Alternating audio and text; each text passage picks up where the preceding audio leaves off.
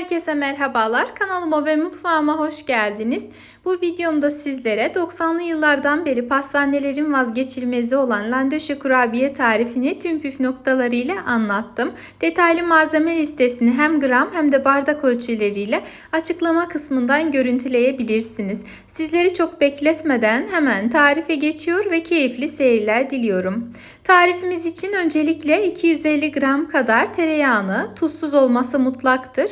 Tuzsuz tereyağını erittikten sonra üzerindeki köpükleri bu şekilde toparlayarak yağımızı sade yağ haline getirelim. Dilerseniz pastanelerde kullanılan krema yağdan kullanabilirsiniz. Herkesin ulaşabileceği bir yağ çeşidi olmadığı için, yani marketlerde satılmadığı için ben bu şekilde pratik bir yöntem sizlere anlatmaya çalıştım. Kendim de genellikle bu şekilde yapmayı tercih ediyorum.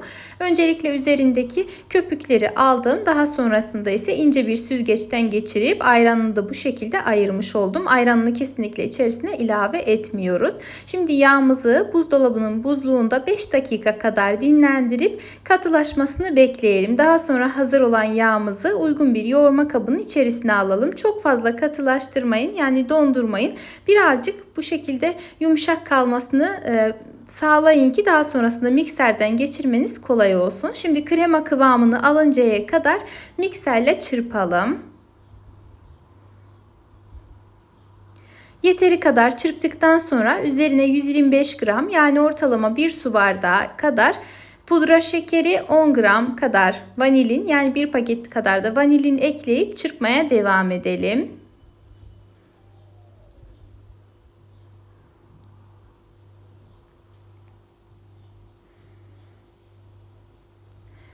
5-6 dakikada bu şekilde çırptıktan sonra oda sıcaklığında bekletilmiş 4 adet yumurta beyazını içerisine azar azar ekleyerek yine mikserle çırpmaya devam edelim. Krema kıvamını alıncaya kadar çırpalım. Bu çok önemli. Yani normal elinizle bu kurabiyeyi hazırlayamazsınız. Eğer sorarsanız önceden cevaplamış olayım. Mutlaka mikser kullanmanız lazım. Şimdi geriye kalanını da ilave edip tekrardan devam ediyorum. Bir taraftan çırpmaya devam ederken diğer taraftan bir spatula ile kenarlarını ara sıra içeriye doğru getirelim ki hamurumuzun her tarafı pürüzsüz bir kıvam alsın. Yumurta ile birlikte de en az 6-8 dakika kadar mikserin yüksek devrinde çırpıp tamamen krema kıvamını almasını sağlayalım. Yeterince çırptıktan sonra üzerine azar azar un ilavesi yapalım. Unumuzu mutlaka eleyerek eklemeliyiz. Çok dolu bardak değil, gördüğünüz gibi 1 su bardağı silme olması lazım. Toplamda 2 su bardağı kadar un ilave ettikten sonra elimle yoğuruyorum. Tereyağı kullandığım için çok fazla sertleşmemesi adına elimle yoğurmayı tercih ettim. Krema yağı kullanırsanız sadece bir kaşıkla karıştırabilirsiniz.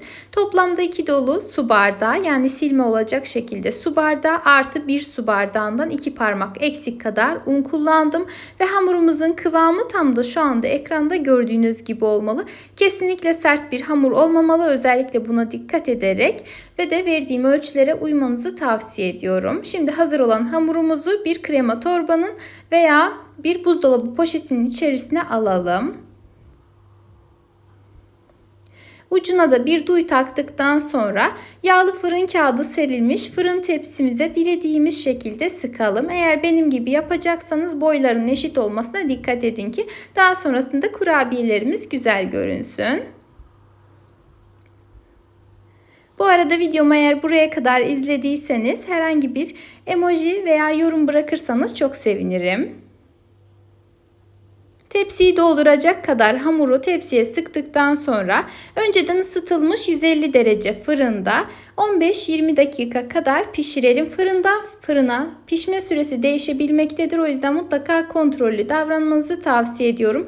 Kesinlikle üzerlerini kızartmıyoruz. Sadece hafiften kızarmaya başladığında alalım ve geçelim şimdi ara dolgusunu hazırlamaya. Bunun için ben 12-15 adet kadar orta boylarda çilek kullandım. Çilekleri yıkayıp doğradıktan sonra uygun bir tavanın içerisine alıp üzerine de 5-6 yemek kaşığı kadar toz şeker ekledim. Silme yemek kaşığı kadar ekledim. Dilerseniz şeker miktarını azaltabilirsiniz.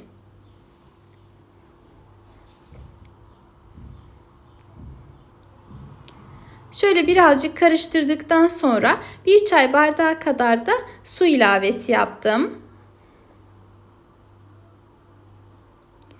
Suyumuzu da ekledikten sonra tavanın kapağını kapatıp çileklerimizin pişmesini bekleyelim.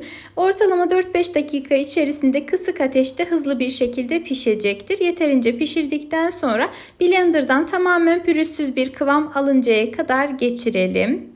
Ve şimdi sosumuzun nişastasını hazırlayalım. Bu şekilde yarım su bardağı suyun içerisine, suyumuz mutlaka soğuk olmalı. Soğuk suyun içerisine 1 dolu yemek kaşığı kadar nişasta ekleyip tamamen pürüzsüz bir kıvam aldırana kadar karıştıralım.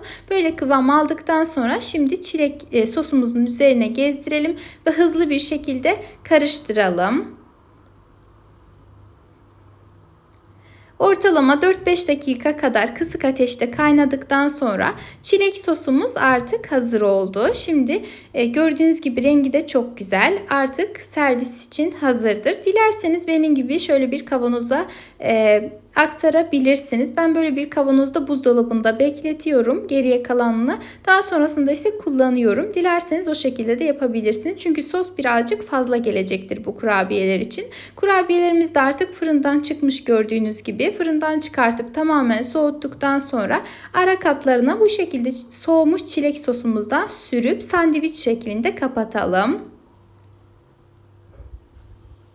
Ve kurabiyelerimizin uç kısmını da sosa bandırıp daha sonra ise uçlarına fıstık, fındık veya çikolatayla bu şekilde süsleyelim. Dilerseniz Hindistan cevizi de kullanabilirsiniz. Ne severseniz o şekilde kullanabilirsiniz. Tamamen kendi damak tadınıza göre uyarlamanızı tavsiye ediyorum.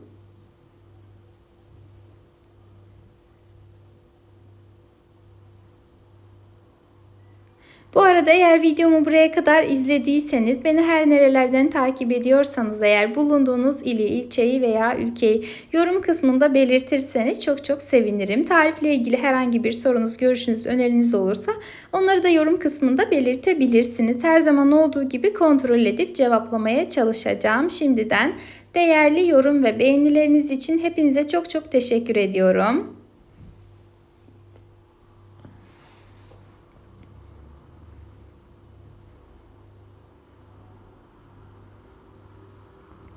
Bu arada sanırım başta da söylemiştim. İlla ki böyle bir sos hazırlamanıza gerek yok. Dilerseniz sürülebilir çikolata da kullanabilirsiniz. Gördüğünüz gibi gerçekten çok güzel oldu. Fırın tepsimize alıp birazcık donmasını bekledikten sonra artık kurabiyelerimiz servise hazırdır. Hemen bir tanesini kırıp içerisinde sizlere göstermek istiyorum. Pamuk gibi yumuşacık, çok çok lezzetli, muhteşem bir kurabiye oldu. Oğlum da çok çok beğendi. Umarım sizler de çok beğenirsiniz. Eğer beğendiyseniz beğeni bırakmayı, yorum yazmayı, kaydetmeyi ve de paylaşmayı unutmayın. Bir sonraki videolu tariflerimden haberdar olmak adına ise kanalıma ücretsiz bir şekilde abone olarak bildirim zilini tüm olacak şekilde etkinleştirmeniz yeterli. Kendinize çok iyi bakın. Allah'a emanet olun.